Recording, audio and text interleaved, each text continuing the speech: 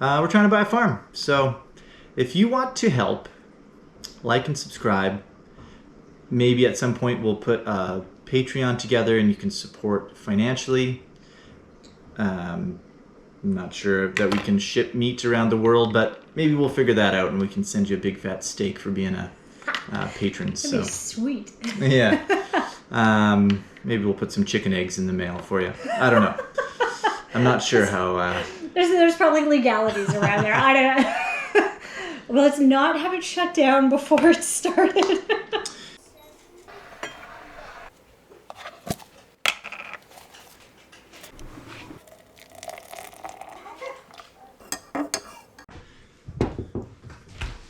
Hey. I feel like a news anchor. Do news anchors sit real close to each other? These ones do. Haven't watched the news in a while. I don't know how these things go. And tonight's news, terrible, terrible things. Everything's terrible, and you should buy the products we advertise. It's pretty accurate. Yeah, kind of a weird week. I didn't have time to edit any videos, so we made this video instead. And we're making a video to kind of talk about what we're trying to do with our life and what some of our goals are. Anything to add? No. We are desperately trying to start a homestead. It's very difficult. For many reasons. What do you think the most difficult part is? Space, time, money. That's 3 things. Most difficult? Money. Money. Mm-hmm. I suppose, yeah. We've farmed this property as much as we possibly can. We have chickens, we have bunnies, we have a teeny tiny little house that we are quickly outgrowing with many children. She means 3 children. Okay, in 700 square feet, that's a lot of children. Yeah, I mean, I assume some people might hear many children and think that we're some sort of, 13 child family. We're not. No. We don't have 13 kids. We have 3 kids, but our house is small. We do need a bigger house. Greatly desire. No, we could use a bigger house. When the kids play Lego, there's really like nowhere to sit and play Lego. There's just some frustrations in this house, but we do love it. Selling it is hard because we climb up a ladder to go to our loft, and we had a showing for it today, and the people didn't like it because you had to climb up a ladder. We'll demonstrate later. So insert demonstration here. Are you ready to show the people how we get to our upstairs? Oops, there's a big light in the way. Upstairs. Yes, sir. First, we convince the dog that he's had enough attention. That will never happen. Okay, first step is a shelf down here. Grab the rung. Oh, ladder. Oh no, so hard. And I'm up. Easy peasy. Now, down. Sometimes we need to get down from there. Middle of the night when the kids are crying because they had a nightmare. That's usually when I have to go down, and down, and down, and down, and sit. Hey, there you go. So why are we trying to start a small farm? Space. The kids would love to have more space to run around. I would love the kids to have more space to run around. I'd love for them to grow up having a dirt bike. I want them to have fun. I want them to have responsibility. I want to have more animals so that they can learn about land management and animal management and responsibility and fun that can be had with work. Work can be fun. Work should be fun. Good, hard physical labor is good for a kid. And that's what I want them to have. And that's really hard to do here. Yeah, some of the other things that I wrote down. We want to eat good food. I don't know where you live. I mean, if you're, I know my mother and father watch this, so I know where you live.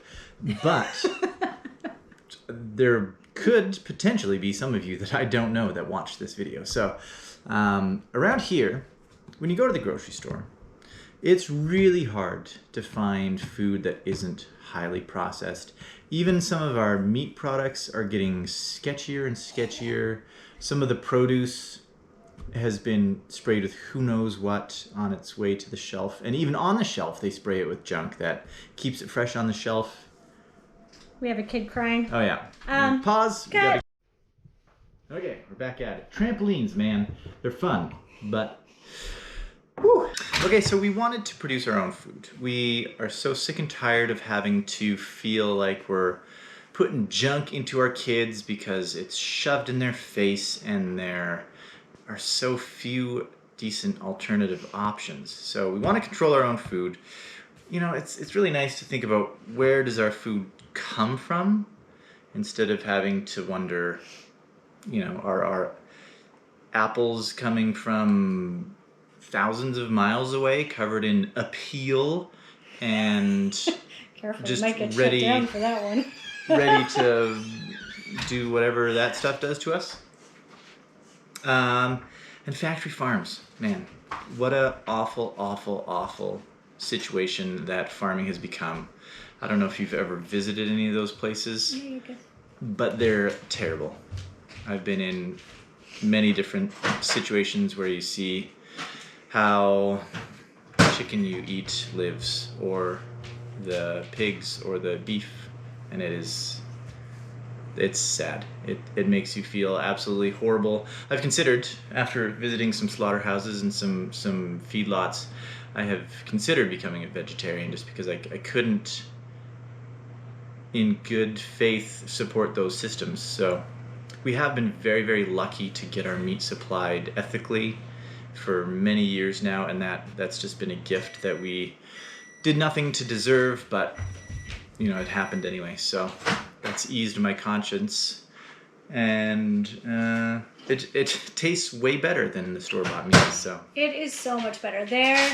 Just this last grocery run we made, we drive into a major center to go get our groceries, and from a major grocery store I picked up a bunch of ground beef and made up, I bulk cooked a bunch, because I've been working, as you will see in future videos.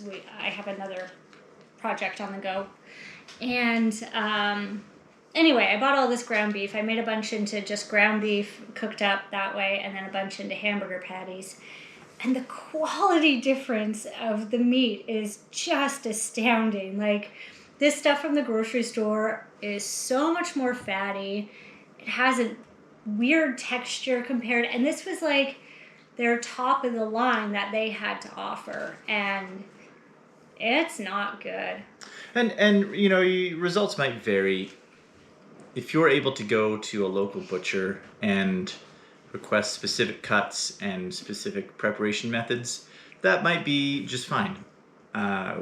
We don't have that kind of store. We have a few high-end meat shops. We just can't afford to pay what they're asking. So we need to take things into our own hands. And then the bonus is, for probably about 15 years now, I've been wanting to go take a butcher course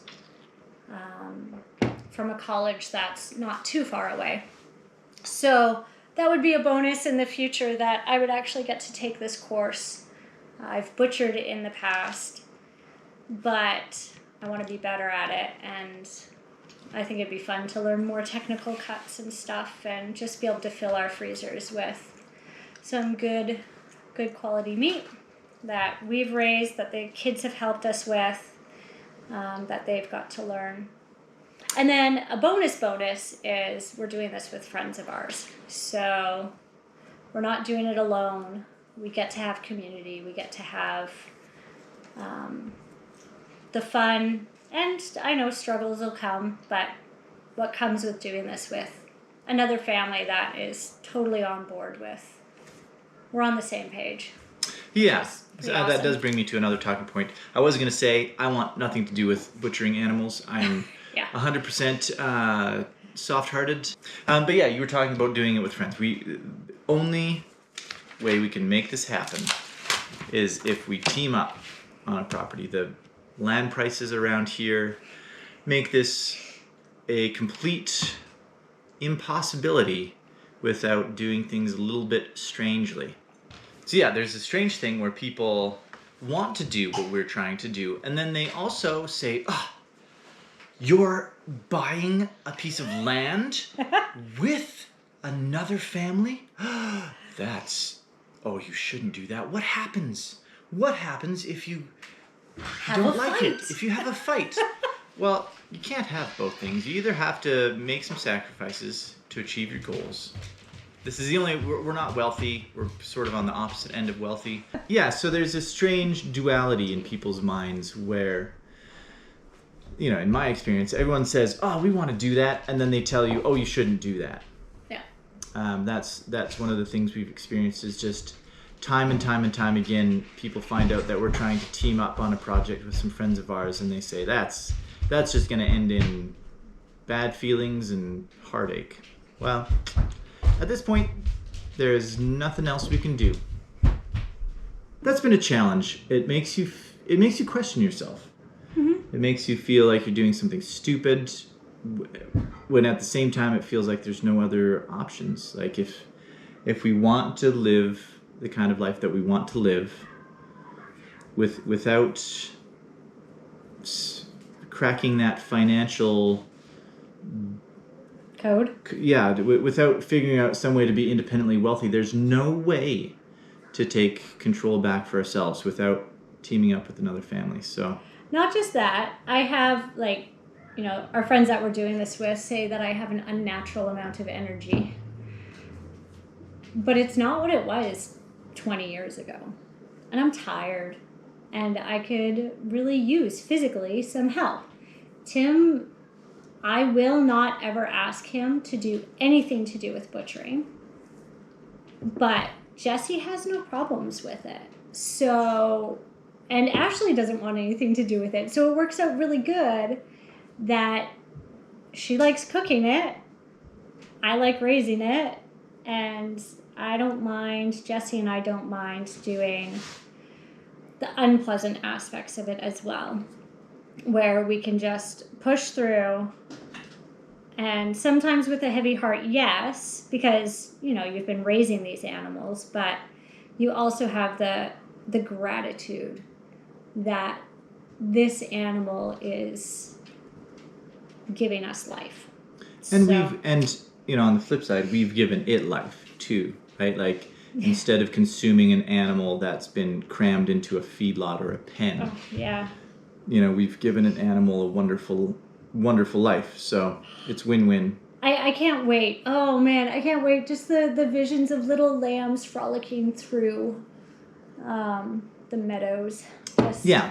So far, we've tried to get into animals in the limited capacity that we can living here in town. So we've had chickens, mm-hmm. which have been great. I mean, they did sort of wreck up our yard a little bit, but it's fine. It's fine. We have had bunnies. We got these Angora rabbits, and they've been very, very fun. We have had sheep, which the only negative experience was a farm dog killed one of them, and that was a little bit shocking. And it was on a night where I was playing guitar at a Christmas banquet, and I couldn't get out of that commitment, so I couldn't even go help deal with it. So that felt weird. It would be so good to have this all in our own backyard. Yeah, we were keeping the sheep out at a friend's farm, and the dog got to it. So that was really heartbreaking, but learned our lesson, moved the sheep somewhere safer. We had a dairy cow for a little while, and again, that was delightful.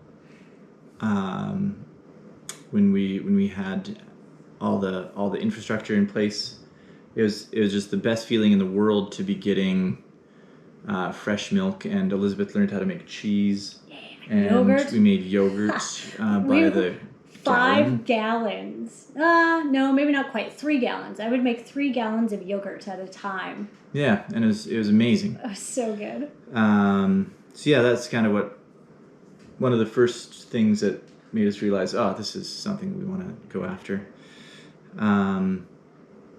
Yeah, so like the food is good. So the things I wrote down, the benefits of being part of a small little community where you're all working on the same projects. Like, I don't know about, you, but having some decent help on a project is amazing. Luckily, I'm married to a woman that knows how to do things. So I've always had this, when I'm off working on something, I know that she's also making things happen, and you feel like you're part of a team.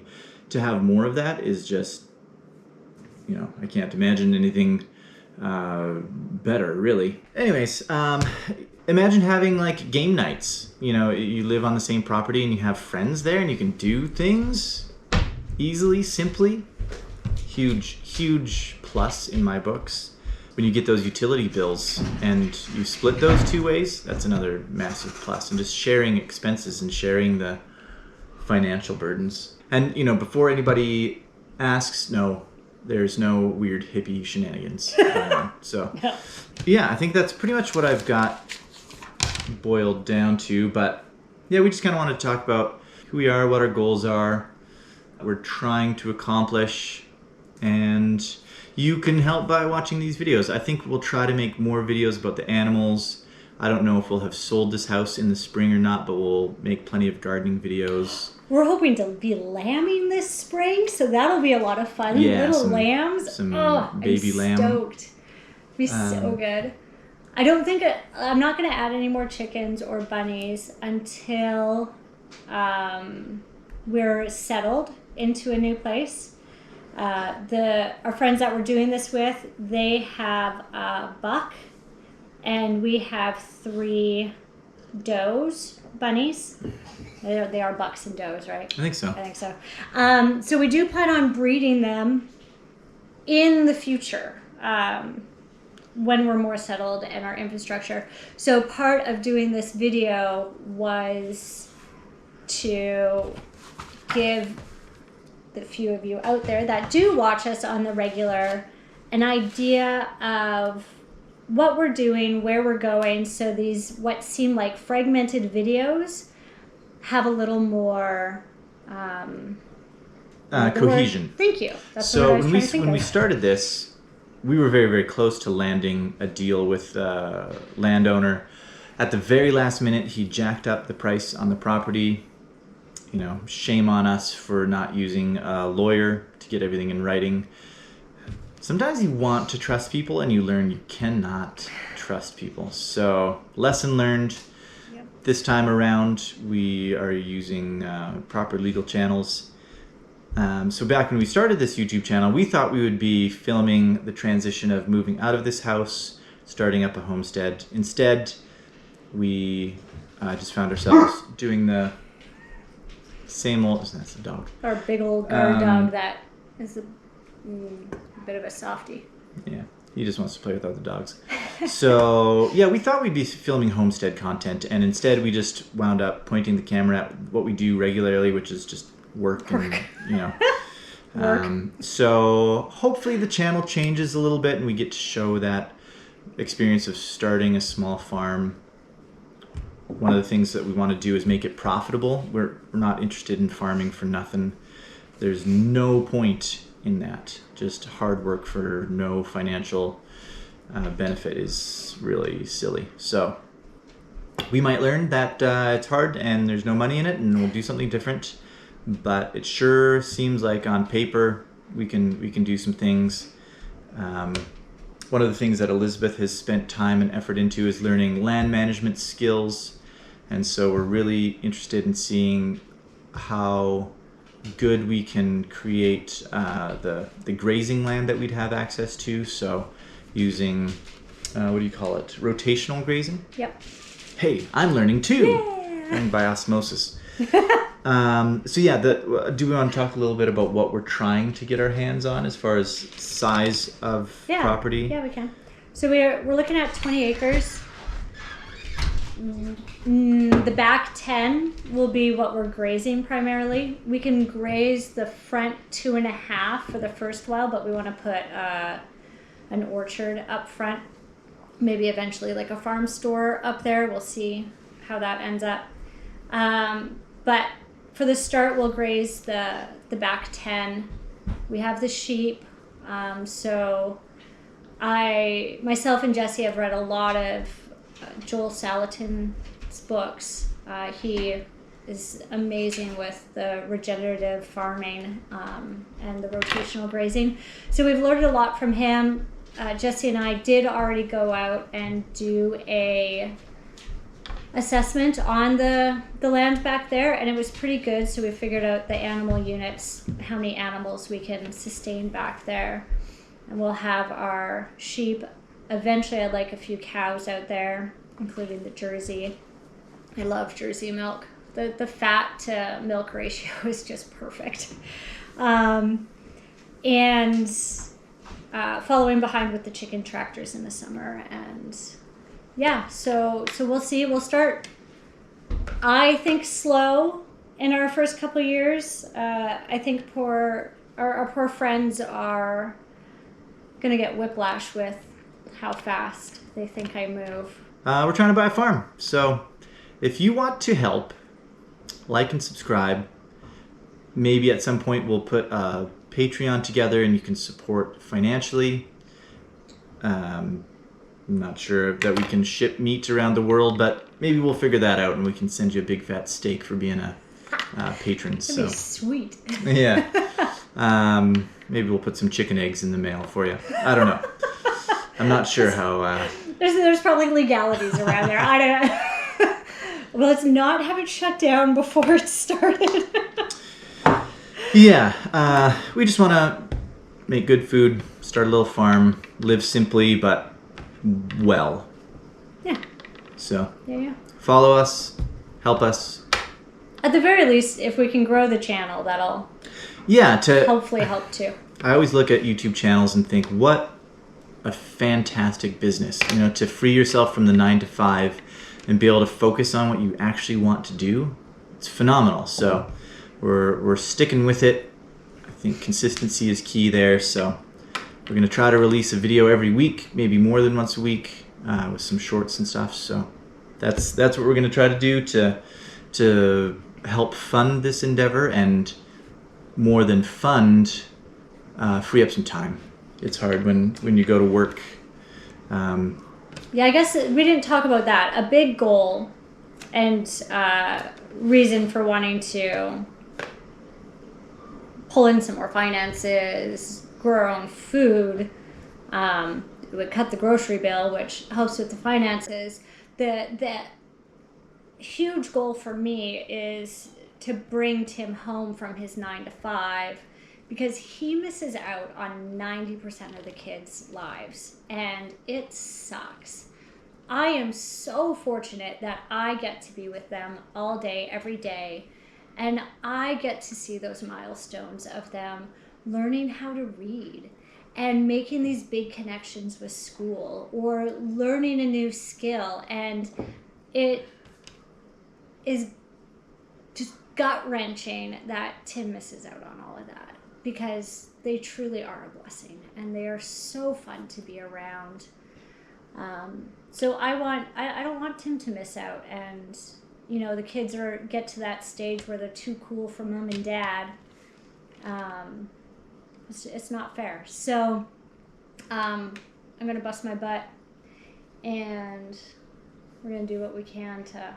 Yeah, and don't get me wrong, I like my job. I work with great people and I enjoy what I do on a day-to-day basis, but if I can pour into my family, I would choose that in a heartbeat. So and then one more reason to bring him home. Now I'm thinking about stuff. And I want you to comment. If you've made it this far, I'm absolutely astonished. But if you want to hear of any of his music, because he is a super awesome musician, and I have thought since we met that he should be doing something with his music.